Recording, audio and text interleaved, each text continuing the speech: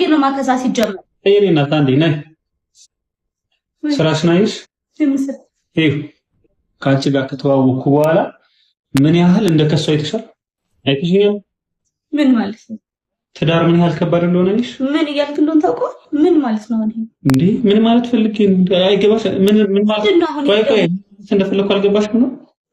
ምንድነው ምን ከምን ተነስተህ ነው ይሄን ያልከው ከሰው እስኪ እዚህ ጋር ውፍረቴ እኔ ምን አውቃለሁ ያቺ ከተዋወቅኩ በኋላ ነው እንደዚህ ክስት ያልኩት እንዴ ምን ነው ግን እንዴ እንደውም ማለት የነበረብሽ ምን ነው ከኔ ጋር ከሆንክ በኋላ እንደዚህ ከሰው እዚህ ጋር እንደዚህ ወፍራም ነበርክ ማለት የነበረብሽ አንቺ ነሽ እኔ ምን አድርጌ ነው ማከሳ ሲጀመር እንዴ ባባው